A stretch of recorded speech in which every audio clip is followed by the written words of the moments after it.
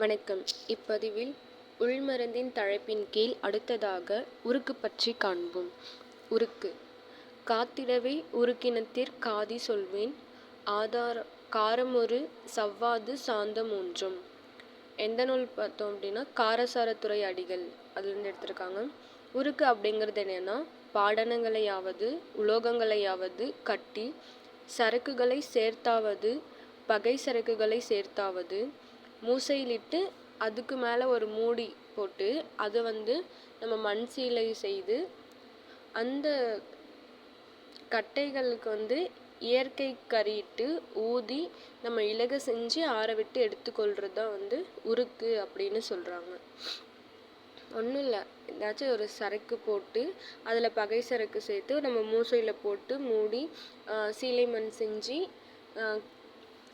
இயற்கையாக கிடைக்கக்கூடிய கறிக்கட்டைகள் அந்த கறிக்கட்டையெல்லாம் போட்டு ஊதி அதை நம்ம அந்த சரக்கை இலகலாக எடுத்துக்கொள்கிறது தான் உருக்கு அப்படின்னு சொல்கிறாங்க.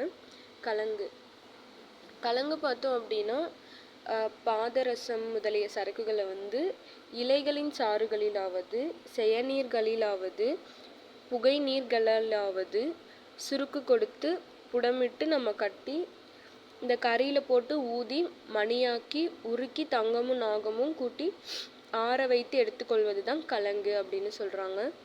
உதாரணம் பார்த்தோன்னா பிரளய கால ருத்திரன். சுண்ணம் வாத்திடவே வீரமொடு புனுகு சீனம் மக்களே இவை மூன்றும் சுண்ணத்தாதி. காரசார துறையடிகள். சுண்ணத்தோட செய்யும் காலம் பார்த்தோம் அப்படின்னா சுண்ணம் எந்த காலத்தில் செஞ்சால் நல்லா இருக்கும் அப்படின்னா பாங்குனி சித்திரை இந்த காலத்தில் சுண்ணம் நம்ம செய்யலாம்.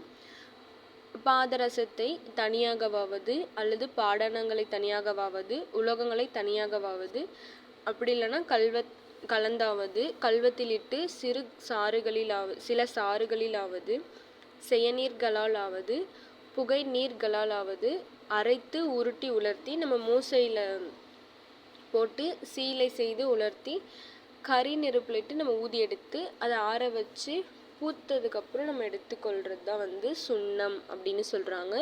உதாரணம் வங்க சுண்ணம். குறிப்பு சுண்ணம் அது நீரில் என்றால் மஞ்சளிலே சிவக்க வேணும் அப்படின்னு அகத்தியர் கலைஞானம்ல சொல்லியிருக்காங்க.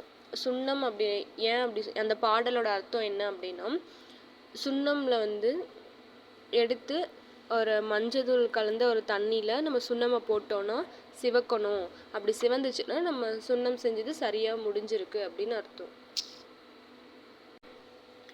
அடுத்ததாக கற்பம்.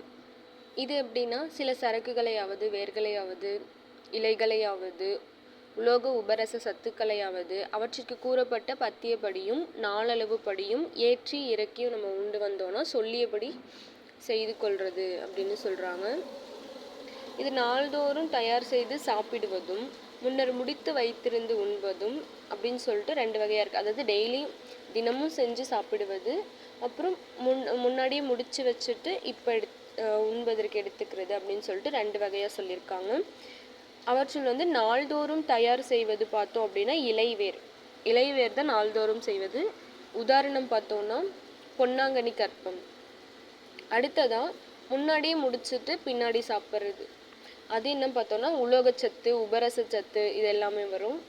முன்னர் முடித்து வைத்திருக்கும் சத்துக்களான இந்த அகத்தியர் செந்தூரம் 300 முதலிய நூல்களில் சொல்லப்பட்டிருக்கு அப்படின்னு சொல்லியிருக்காங்க.